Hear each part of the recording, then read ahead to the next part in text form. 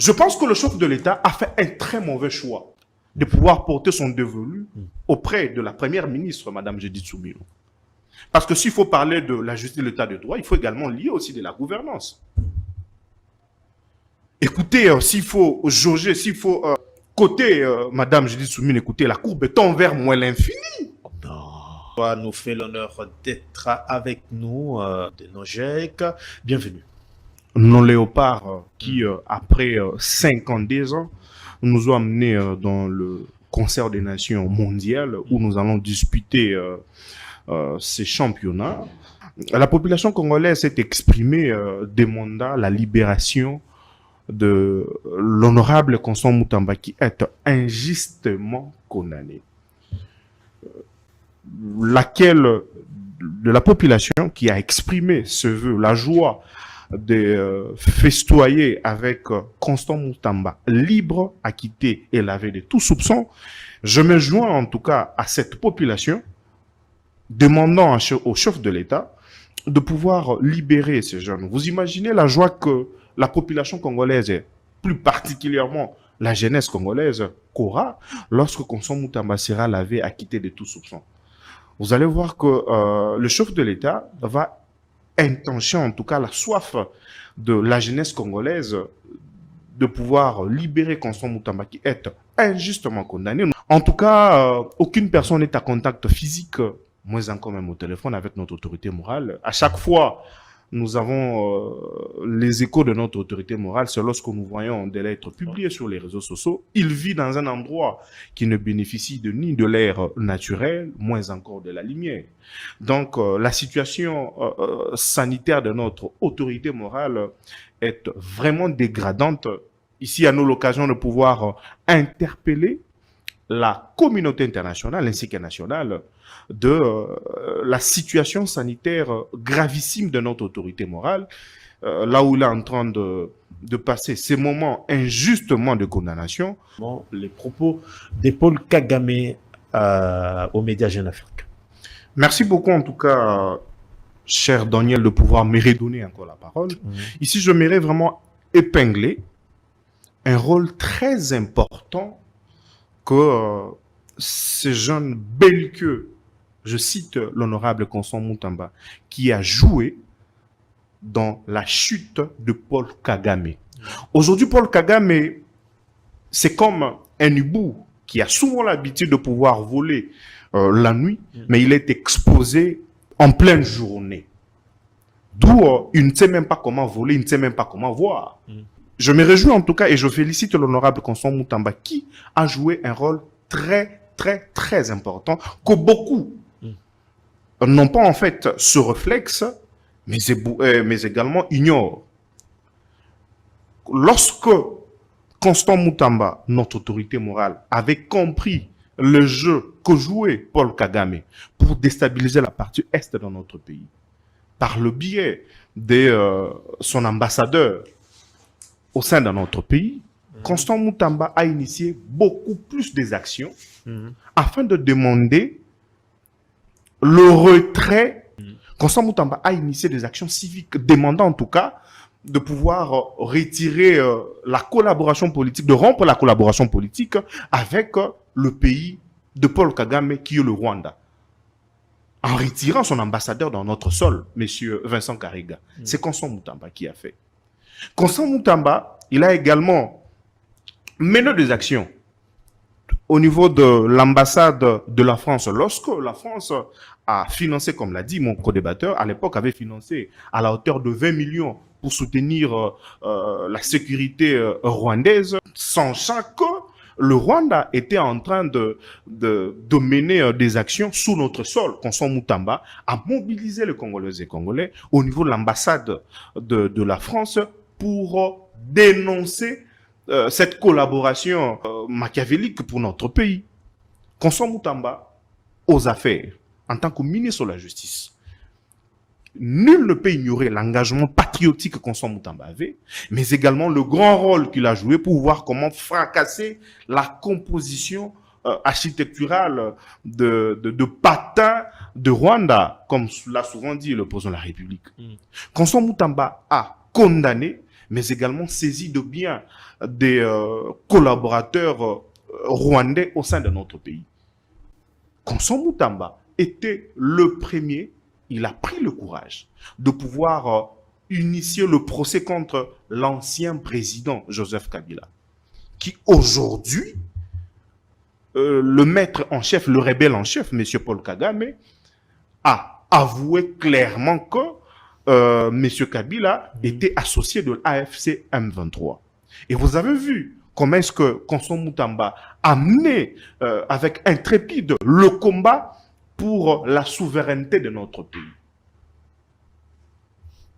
Et voir aujourd'hui Paul Kagame pleurnicher, voulu un peu créer cette démarcation pour montrer en fait le rôle qu'a joué Constant Mutamba face à cette agression qui a amené aujourd'hui à citer Joseph Kabila comme allié, parce que certains avaient comme beaucoup qualifié de Constant Mutamba de populiste lorsqu'il avait initié le procès contre l'ancien président pour dire qu'écoutez, n'en était pour rien. Aujourd'hui, Paul Kagame lui-même a dit aujourd'hui que M. Joseph Kabila était associé de l'AFC M23. Donc, c'était un rebelle.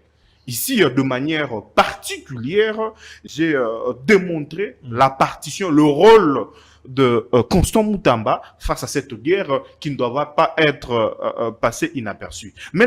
Donc, vous comprendrez que, écoutez, le complot était tellement haut. Ici, on a l'occasion de pouvoir féliciter le sens patriotique très engagé de, je cite encore toujours M. Constant Mutamba, notre autorité morale, qui avait pris en son temps le courage de pouvoir ouvrir le procès parce que la République détenait de preuves tangibles de la partition de l'ancien président, M. Joseph Kabila, à la rébellion AFC M23.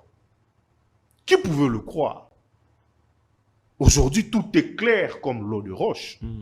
Par respect de milliers de Congolais qui nous suivent, par respect également de fonctionnaires, je ne me permets pas, moi, de pouvoir parler de la première ministre parce qu'elle est en train de démontrer de l'incompétence à outrance.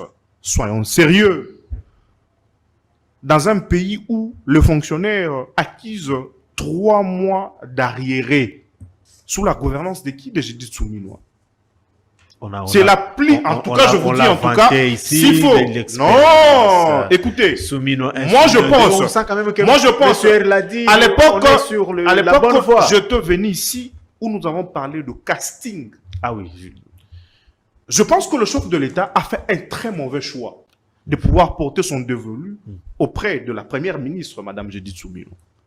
Parce que s'il faut parler de la justice de l'État de droit, il faut également lier aussi de la gouvernance. Écoutez, s'il faut jauger, s'il faut côté Madame Judith Suminwa, écoutez, la courbe est envers moins l'infini. Non. Je vous dis, soyons vrais. Soyons vrais, soyons vrais. Je vous dis, sérieusement. Elle a piloté le projet de 145 territoires. Est-ce qu'aujourd'hui, les Congolais peuvent tâter de main, palper de doigts, le projet de 145 territoires? Informez-vous sur le million de dollars qui a été déversé sur ce projet. Allez-y. Elle est inefficace. Elle est mieux partout sauf la place de la première ministre.